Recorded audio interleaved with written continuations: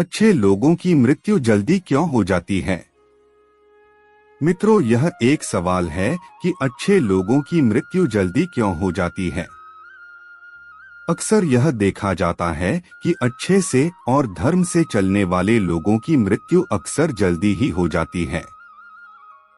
शास्त्रों में तो बताया गया है कि कलयुग में लोगों की उम्र 30 साल ही रह जाएगी और कलयुग का अंत होते होते इंसान की औसतन उम्र 20 साल ही रह जाएगी।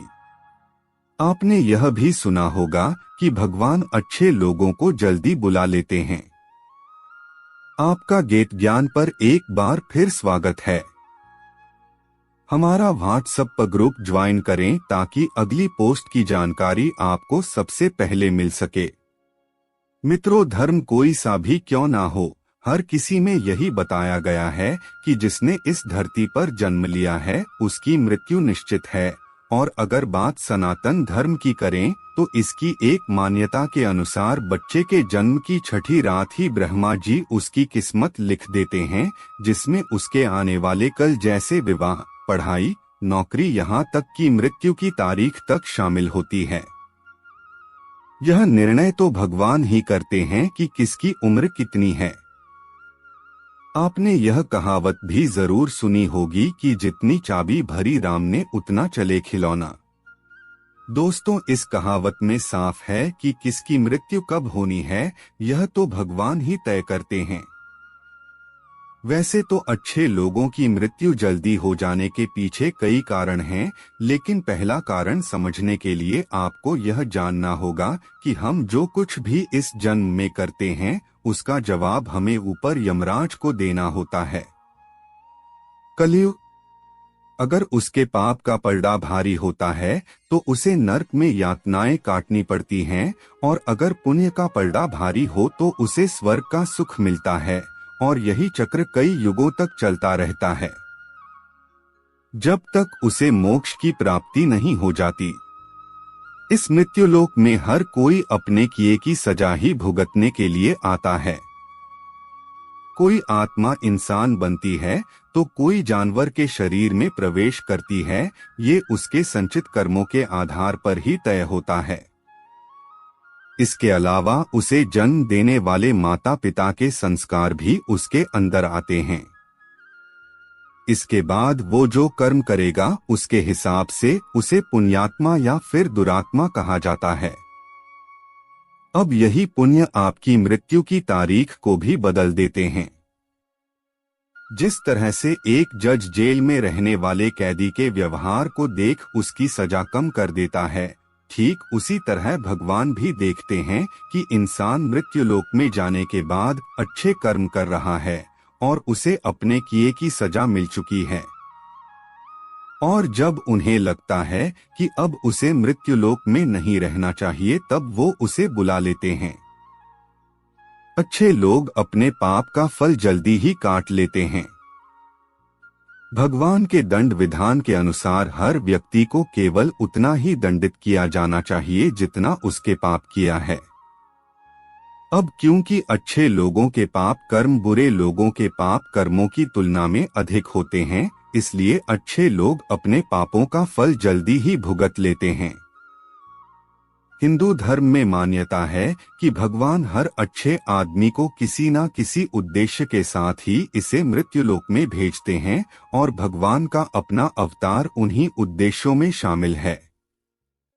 इसीलिए जब वो उद्देश्य जल्दी पूरे हो जाते हैं तब भगवान उन्हें वापस बुला लेते हैं। अर्थात अच्छे लोगों की मृत्यु उनके अच्छे कर्मों पर ही निर्भर करती है। इसके अलावा आपको ये भी बता दूं कि जो लोग ये कहते हैं कि मरने के बाद इंसान खाली हाथ जाता है, उन्हें यह जान लेना चाहिए कि 3 चीजें ऐसी हैं जो मरने के बाद भी उसके साथ जाती हैं। एक है संचित कर्म, दूसरा है स्मृति और तीसरी है जागृति। इसीलिए आप अब किसी से ये मत कहना कि आप खाली हाथ आए थे और खाली हाथ जाएंगे। Face with tears of Joy. क्या आपने कभी एकांत में यह सोचा है कि आपको यह मानव जीवन क्यों मिला है? तो दोस्तों, महाभारत में युधिष्ठिर महाराज के एक प्रश्न के उत्तर में भीष्म पितामह ने कहा था कि मनुष्य से बढ़कर कोई भी जीव नहीं है। आपको यह जानकर आश्चर्य होगा कि 84 लाख योनियों के बाद हमें मनुष्य जीवन मिलता है और संसार के सभी प्राणियों में मनुष्य ही सबसे श्रेष्ठ है। मनुष्य जीवन का उद्देश्य, इसकी वजह है मनुष्य में सत्य एवं असत्य का विवेक कराने वाली हमारी बुद्धि का होना। लेकिन इस धरती पर हम दुनियादारी के चक्र में कुछ इस तरह फंस जाते हैं कि हमारी बुद्धि सीमित दायरे में ही सिमटकर रह जाती है। हम सांसारिक सुखों को ही सब कुछ मानकर उसमें लिप्त रहने में ही अपना सौभाग्य और अपने जीवन की सफलता समझते हैं।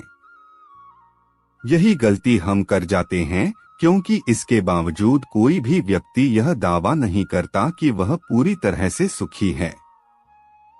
सच्चाई यह है कि हमें सामान्य मानव जीवन के उद्देश्य की पूर्ति के लिए निरंतर प्रयास करते रहना चाहिए। यह सच है कि अपने और अपने परिवार का भरण पोषण की जिम्मेदारी हमारी है और हमें इसे हर हाल में निभाना चाहिए। लेकिन क्या आपको यह मालूम है कि आप कहां से आए हैं और आपको कितने दिनों तक या कितने सालों तक इस जगत में रहना है और आपकी मंजिल क्या है? तो इन प्रश्नों के उत्तर में ज्यादातर लोग यही कहते हैं कि पता नहीं, ऐसे लोग बड़े ही अजीब होते हैं। वो यात्रा तो कर रहे होते हैं, पर यात्रा के संबंध में उन्हें कुछ जानकारी नहीं होती। परमधाम तक पहुंचना है मनुष्य के जीवन का लक्ष्य। उन्होंने मानव जीवन पाया है, लेकिन उन्हें अपने जीवन का लक्ष्य मालूम नहीं होता। हमारे आपके जीवन का मतलब है एक उद्देश्य खोज लेना और अपने भीतर शांत रहना। कहा गया है कि मनुष्य आनंद लोक का वासी है और आनंद के परमधाम तक पहुंचना ही उसके जीवन का एकमात्र लक्ष्य भी है। इसलिए मनुष्य को इस संसार की मृग मरीचिका से निकलकर भव्य जीवन की प्राप्ति के लिए साधना के मार्ग को अपनाकर अपने गंतव्य को पहचानना चाहिए। अच्छे लोगों की मृत्यु जल्दी इसलिए होती है। इसी तरह दोस्तों, श्रीमद् भगवद गीता में भी भगवान श्री कृष्ण कहते हैं कि ये एक आध्यात्मिक और ईश्वरीय जीवन का पद है, जिसे प्राप्त करके मनुष्य मोहित नहीं होता। अगर कोई जीवन के अंतिम समय में भी इस तरह की स्थिति में हो तो वह भगवद धाम में प्रवेश कर जाता है। मनुष्य कृष्ण भावनामृत या दिव्य जीवन को एक क्षण में तुरंत प्राप्त कर सकता है और हो सकता है कि उसे लाखों जन्मों के बाद भी यह प्राप्त न हो। दोस्तों, यह तो सत्य को समझने और स्वीकार करने की बात है। भगवत गीता कहती है कि वास्तविक जीवन का शुभारंभ इस बौद्धिक जीवन के पूरे होने पर होता है। दोस्तों, इन सभी बातों से यह तो स्पष्ट होता है कि हम सभी एक निश्चित समय के लिए धरती लोक पर आते हैं और कुछ विशेष कर्मों को करने के लिए आते हैं। जब हमारे कर्म पूरे हो जाते हैं और इस जीवन के लक्ष्य प्राप्त हो जाते हैं, तो प्रभु हमें परलोक में एक सहज जगह प्रदान करते हैं। भगवान कृष्ण और अन्य कहते हैं कि वास्तविक जीवन तब शुरू होता है जब यह भौतिक जीवन समाप्त हो जाता है। मित्रों, जो लोग सदाचारी होते हैं और जीवन में अच्छे कर्म किए होते हैं, वे वास्तव में विशेष होते हैं। जब उनकी मृत्यु का समय निर्धारित हो तो दोस्तों, उनको इस दुनिया को छोड़कर आगे की यात्रा जारी रखनी होती है। धन्यवाद। तो मित्रों, आज की इस पोस्ट में इतना ही। आपको ये जानकारी कैसी लगी, व्हाट्सएप ग्रुप ज्वाइन करके हमें अवश्य बताएं। पसंद आई हो तो इसे शेयर भी करें और ऐसी सभी धार्मिक जानकारियों के लिए जुड़े रहें गीत ज्ञान परिवार के साथ। तो आज के लिए बस इतना ही। अब इजाजत दें। आपका बहुत बहुत शुक्रिया।